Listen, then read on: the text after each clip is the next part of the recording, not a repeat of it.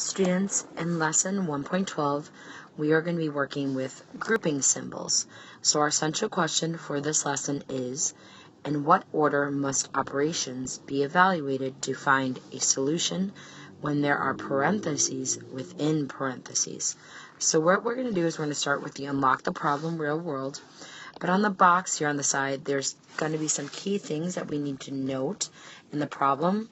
First is it says that we're going to underline Mary's weekly allowance and how much she spends. So what I'm going to do is I'm going to underline that now in green, just to keep that in mind that we're going to want to pull that from the problem. Next it says circle David's weekly allowance and how much he spends, which is circled in purple just to kind of keep those two ideas separate from each other. So let's start. It says Mary's weekly allowance is $8 and David's weekly allowance is $5.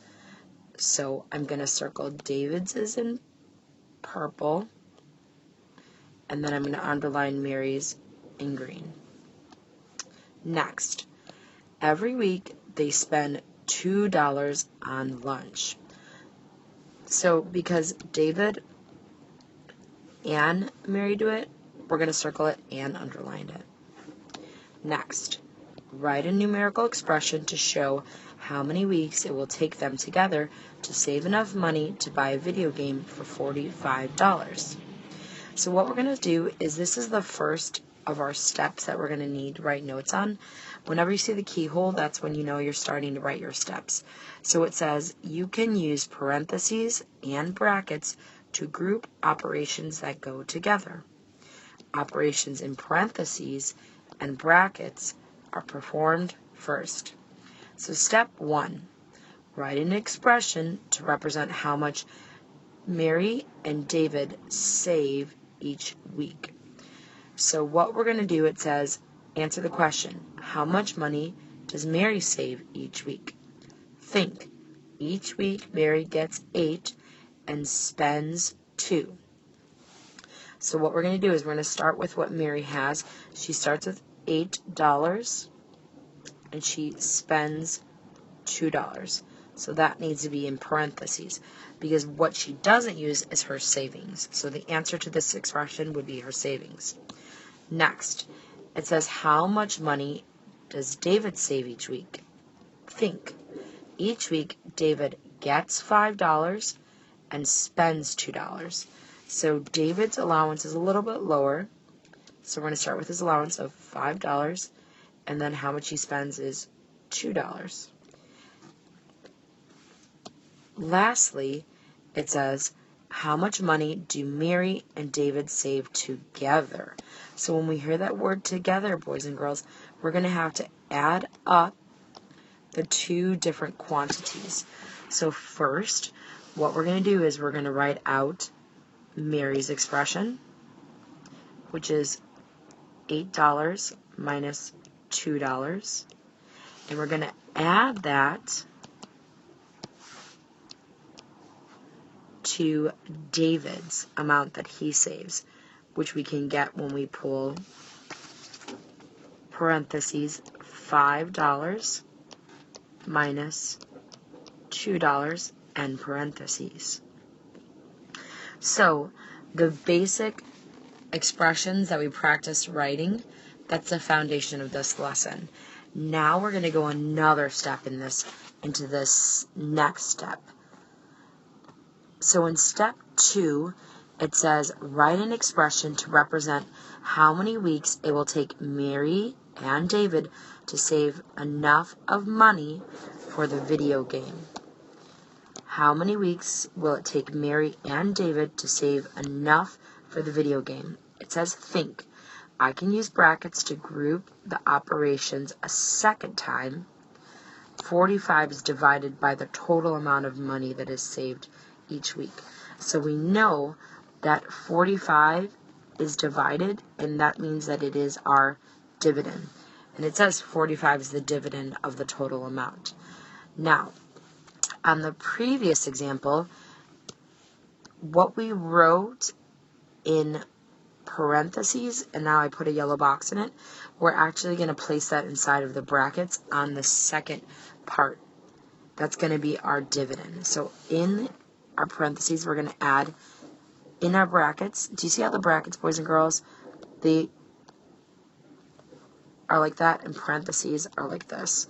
So what we're going to do is we're going to put our parentheses inside of there. So it should say $8 minus $2 plus, oh, and I'm going to use his color because I believe his color was purple, so I'm going to use his color. Parentheses, $5 minus $2. So you might say, boys and girls, why is it that we need these brackets, Miss G?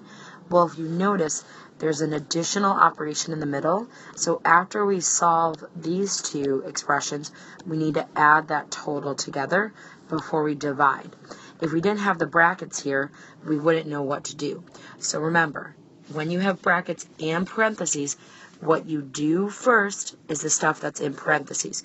So we would do this, and we would do this, and then we would get the sum of those two together, and then divide that sum by 45.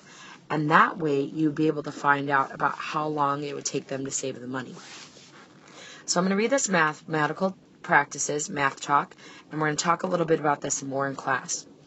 It says, explain why brackets are placed around the part of the expression that represents the amount of money that Mary and David save each week. And just a little clue, Mary and David are a really good clue to what is going on in that question. Next, it says evaluate expressions with grouping symbols. When evaluating an expression with different grouping symbols, parentheses, brackets, and now new, braces, perform the operations in the innermost set of grouping symbols first, and evaluating the expression from the inside out. So we're going to start with the example. It says Juan gets $6 for his weekly allowance and spends $4 of it. His sister Tina gets $7 for her weekly allowance and spends $3 of it. Their mother's birthday is in 4 weeks. If they spend the same amount each week, how much money can they save together in that time to buy her present? So first, write the expression using parentheses and brackets.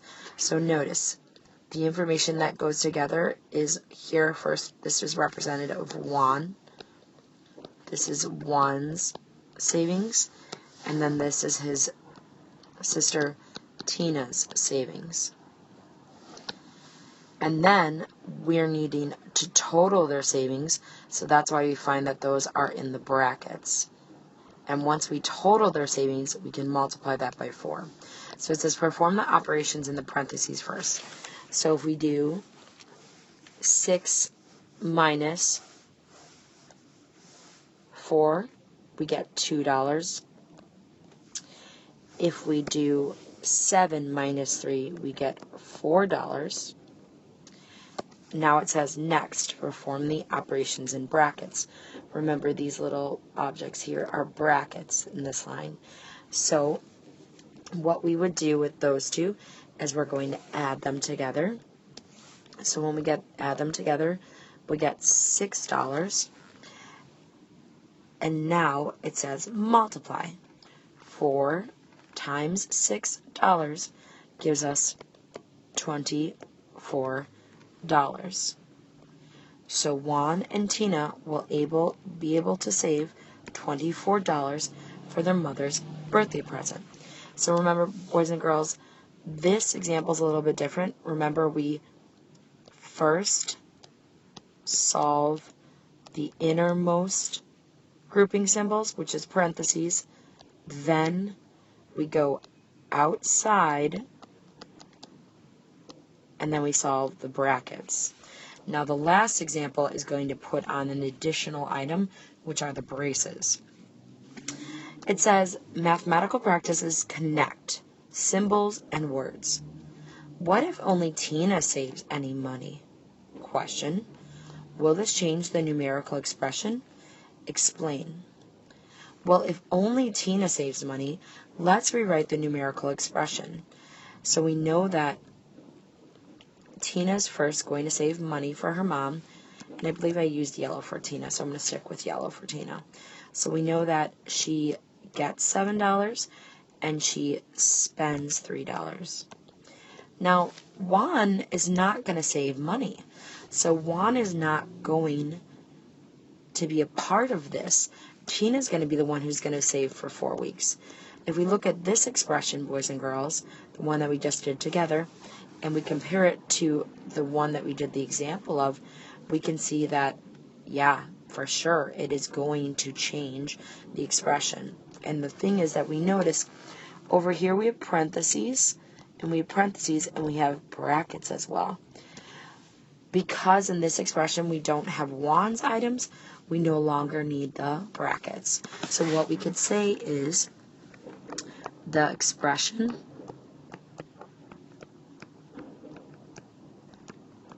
no longer needs brackets because we're not going to combine two quantities. The savings for Juan and the savings from her, we just don't need it.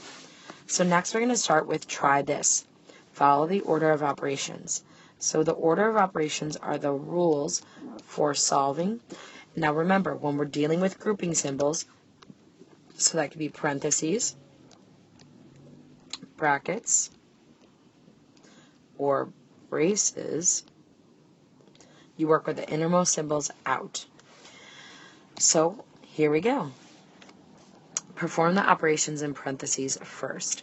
So in parentheses we see 5 minus 2, and then we see 2 plus 4. So 5 minus 2 was 3, and 2 plus 4 is 6. Next, we bring simply down the 2 that was there as well, and we complete the next step. So the next step says, perform the operations in brackets. So 3 times 3 is 9, and 6 times 2 is 12. Perform the operations in braces last, because see where braces are? They're on the outside. That's why they would be performed last. So 9 plus 12 is 21, and last we're going to multiply. 4 times 21 is 84. And remember, boys and girls, something we worked on yesterday is if you don't follow the order of operations, you're not going to get the same answer. So it is important that you follow those rules. So let's go on to the next example. We have this expression, and it says perform the operations in parentheses first. So we do 3 times 2, and we get 6, and then we bring and place the 7 in its place. Then we do 6 minus 4, and we get 2, and then again we replace the other 7 in its place. Next, perform the operations in braces. So what we're going to do is the stuff in braces. 6 plus 7 is 13, and 2 plus 7 on the other end is 9. Last, we're going to subtract. 13 minus 9 is 4, because that's in braces, and then the last step we're going to divide, and we get 8. So students, as you can see, these are multi-step problems. It's really important that you're showing all of your work and going through all the steps in your notebook so you have a reference point for class.